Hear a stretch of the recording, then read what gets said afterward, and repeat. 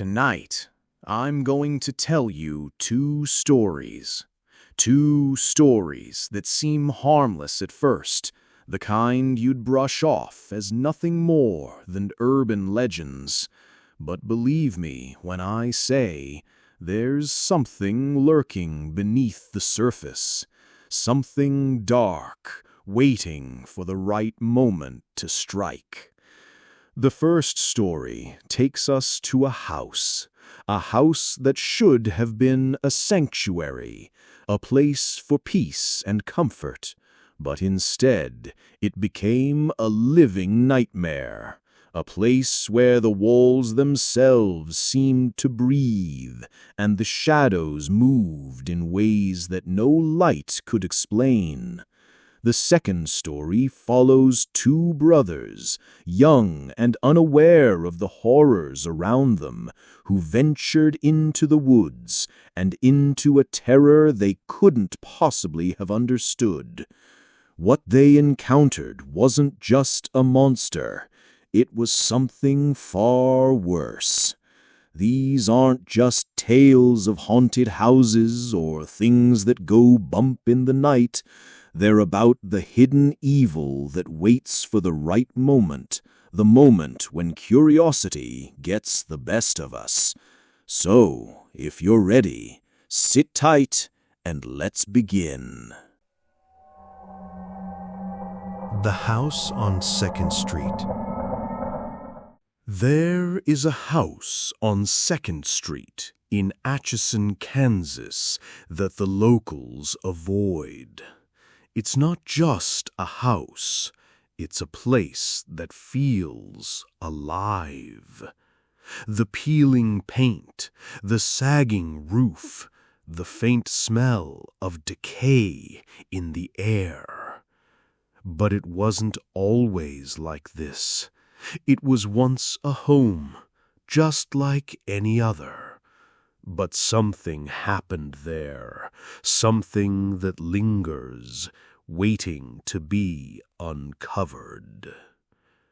Dr. Charles Finney was a respected physician when he built the house in the late 1800s. He had a steady hand, a calm demeanor, and a mind dedicated to healing. But that all changed one stormy night when a desperate mother knocked on his door, holding her daughter who was in excruciating pain. The child's appendix was about to rupture, and the doctor rushed to help. But in his haste, Dr. Finney made a fatal mistake. The anesthetic was wrong. The little girl died on his operating table, screaming in agony as he tried to save her. Some say you can still hear her screams at night, echoing through the walls. The house never forgot her, and neither did the town. Fast forward to the 1990s. Tony and Deborah Pickman moved into the house, unaware of its dark history. They were a young couple, expecting their first child. At first the house seemed harmless enough, old but nothing out of the ordinary. But then, strange things began to happen. The first sign was subtle. An unease, a sense of being watched. Deborah, with her fascination for the paranormal, brushed it off. But Tony, a skeptic, couldn't shake the feeling that something wasn't right. It was the lights at first. They flickered and dimmed, but when they called the landlord, no one could find a problem with the wiring. But it wasn't just the lights, it was the toys. Deborah's sister came over one evening to help with the baby. The next morning, the stuffed animals in the nursery were arranged in a perfect circle on the floor. No one had touched them. They hadn't even moved. It was as if something or someone had placed them there. Tony laughed it off, but that night, when he checked the nursery again, the toys were on the floor once more. He turned off the light, went downstairs, and heard the click of the light switch turning back on. When he went back up, the toys were back in the center of the room, as if mocking him. The activity grew worse. Every night the baby would cry and cry in the nursery, only when left alone. Deborah's sister took the baby downstairs, and the crying stopped. But when Tony was alone in the house, it was different. He started hearing footsteps in the halls, soft at first, like a child playing in the dark. But the footsteps weren't just random. They were deliberate, as if something was waiting for him to follow. One night, Tony stood at the bottom of the stairs, convinced the footsteps were just the cats. But when he looked, there were no cats. The sound of running feet grew louder, closer. Suddenly, a chill ran through him, as though the air had turned to ice, and then he heard it, the unmistakable laughter of children. It was then that Tony saw her. In the dim light of the hallway, a small girl stood at the top of the stairs, her face pale and gaunt, her eyes wide with terror. She was wearing an old-fashioned dress, the kind you only see in old photographs. He froze, unable to move, unable to breathe. And then, just as quickly as she appeared, she was gone, fading into the shadows. Deborah was skeptical, of course. She had never experienced anything strange, but Tony began to feel it. The house was changing him. He would wake in the middle of the night, drenched in sweat, his body covered in scratches. Sometimes the scratches were deep, bleeding. Other times they appeared without pain, like they were left by invisible hands. The tension between the two grew.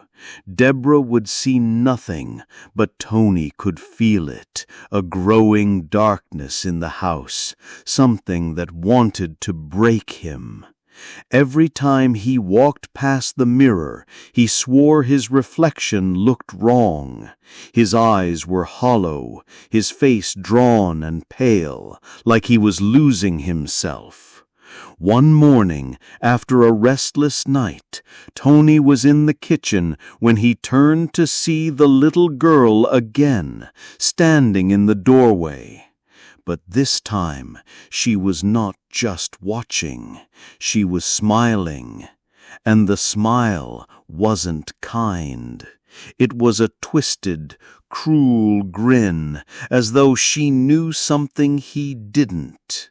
But it wasn't just apparitions. The house seemed to have a life of its own. The windows rattled at night. The walls creaked and groaned as if something were moving inside them. The temperature dropped sharply at times, leaving cold drafts that cut through the air. And then there were the fires. It started small. A candle, left untouched, would melt in the middle of the room. But then it escalated. Dolls caught fire, but the flames didn't burn the whole doll. They seemed to consume only specific parts, as if they were being burned from the inside out. Tony, in a panic, reached out to paranormal investigators. The team that came to the house reported seeing strange shadows and hearing whispers on the recordings. But nothing could explain what was happening. One investigator, a psychic, claimed to see the spirit of a little girl, her face twisted in sadness and anger. She wanted attention, but not in a good way. One night, after an especially violent episode, Tony woke up to find deep scratches on his body, new ones, fresh and raw. He had no memory of how they got there, but something in the house was pulling him toward it, toward the darkness in the basement where the bricks had been moved, leaving a dark hole. Tony felt an overwhelming urge to go down there, but something stopped him. He couldn't explain it, but the house didn't want him to leave. The final straw came one evening when Tony was thrown across the room, crashing into the stairs. The force was so powerful it broke several of the wooden steps. Deborah, terrified, finally understood. The house wasn't just haunted, it was alive, and it was feeding off Tony's fear. The Pickmans left soon after, but the house didn't let them go. It followed them in their dreams, in their nightmares. Years later, Tony would return with a team of investigators, only to find that the house still held its secrets. The scratches on his body returned. The whispers still echoed in his mind. The Sally house remains a mystery. No one can explain what happened there, but one thing is certain. Whatever is inside that house, it's not done yet, and it never will be. The Shadow Man, a haunting in Lake Worth. The woods of southern Florida are vast, tangled with secrets and buried in shadows. They stretch for miles, dark and uninviting, like the spine of a great, sleeping beast. It's said that in these woods, where the sunlight barely touches the ground, something evil lies waiting, something that has been there for longer than any human memory. In the summer of 1968, the Yancey family settled into their home in Lake Worth, a quiet corner of southern Florida, a place where the air smelled of damp earth and salty sea. Their house was far from the bustling life of the city, isolated on a dirt road that ended at their doorstep. It was the perfect place for a family looking for peace and solitude. Sonny Yancey, a carpenter and a veteran of the Korean War, had hopes of a quiet life. His wife Barbara was a loving mother, devoted to her two sons, 12-year-old Tom and 7-year-old Tim. The house, though simple, was a haven, a place for family to grow, laugh, and share moments of happiness. But there was something else in the woods, something that had always been there, waiting, something that wasn't content with the peace the Yancey family sought. The family didn't know it yet, but they had moved into the eye of a storm, and this storm would tear apart their world piece by piece. Sonny, once a kind and strong man, started changing. It wasn't sudden, but it was unmistakable. His temper, once manageable, now flared up without reason. Something dark had taken root inside him, and it seemed to grow stronger every day. Barbara noticed it first. "He's different," she would say. "I don't know what's happening to him." The man who had once laughed and played with his sons now spent long hours in silence, his mind wandering to dark places. He spoke of the war, of the things he had seen, things that would make any man's soul tremble. His nightmares, once fleeting, began to invade his waking hours. He was a shell of the man he once was, but even in his darkest moments, he never spoke of what was happening in the woods. It started innocently enough. Tom and Tim spent most of their time playing in the woods behind their house, exploring the vast, wild stretch of land that seemed endless. They built forts, climbed trees, and ran through the tall grass, oblivious to the dangers lurking in the shadows.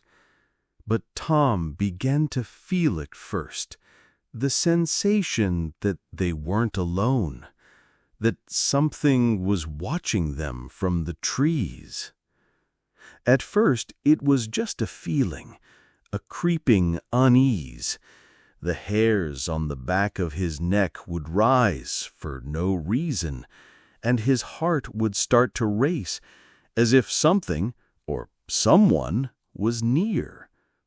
He told no one about it, brushing it off as nothing. But the feeling didn't go away. Then, one day, something happened. Tom was walking alone when he saw it. Something in the trees. Something dark. It wasn't an animal, and it wasn't a person. It was different. He couldn't describe it. The air around him grew thick, like a suffocating blanket. He froze, staring at the shape that had appeared in the tree. It was tall, looming, but it didn't move. It only watched. His breath caught in his throat. He turned and ran, not stopping until he reached home. But the feeling stayed with him. The woods weren't safe anymore. There was something out there, something that wasn't part of the world they knew.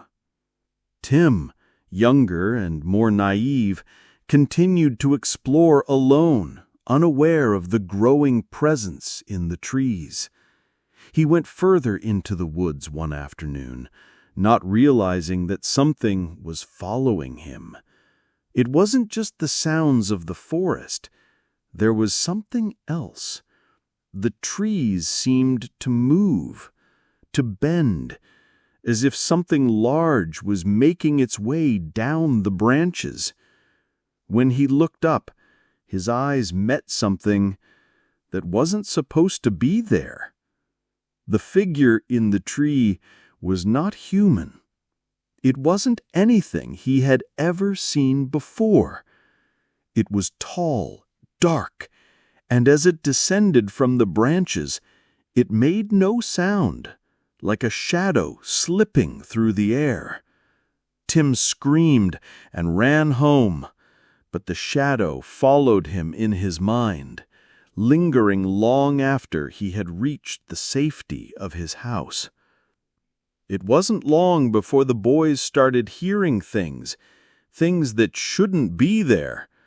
Late at night, when the house was quiet, they would hear footsteps outside their window, slow and deliberate.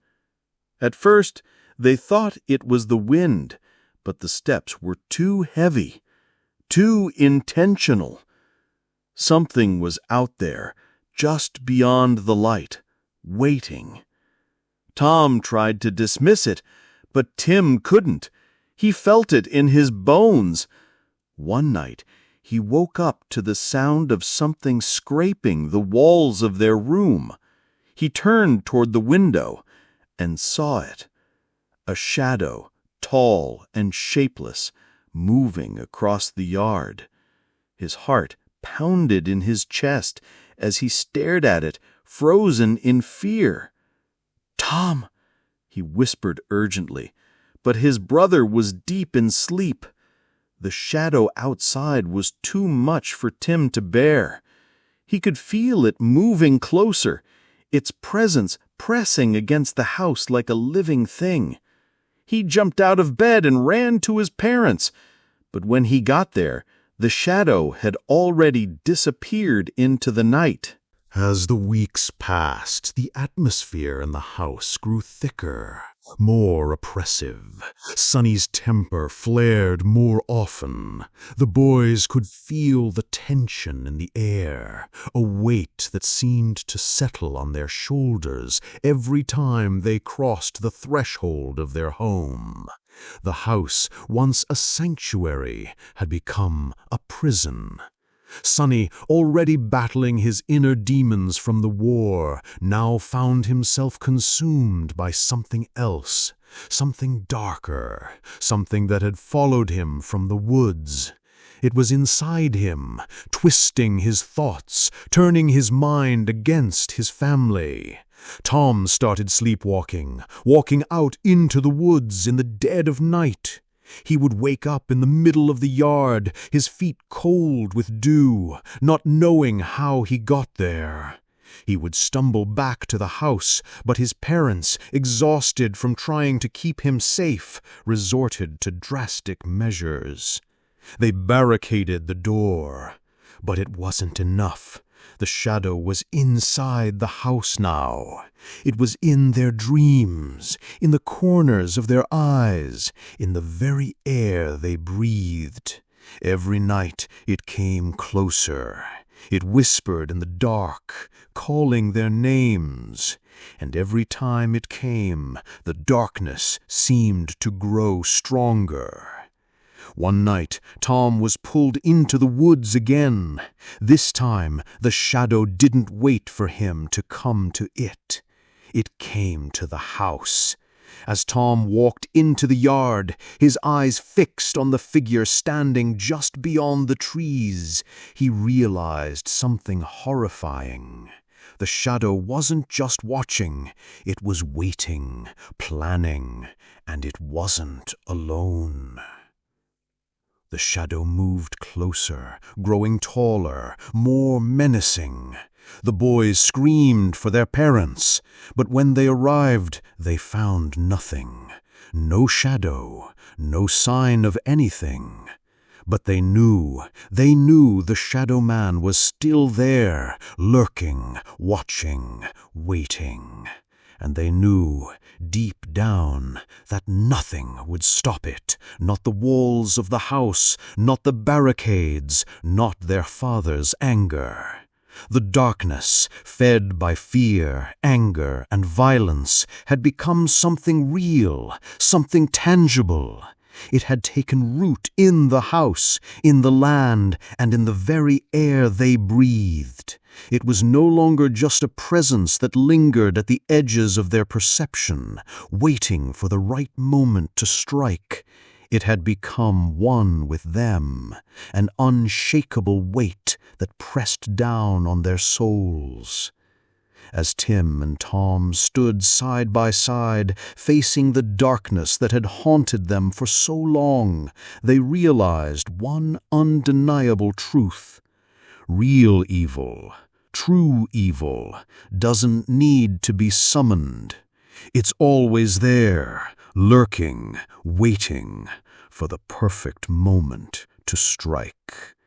And sometimes that moment is now. And there you have it. 2 stories, both strange and terrifying in their own ways.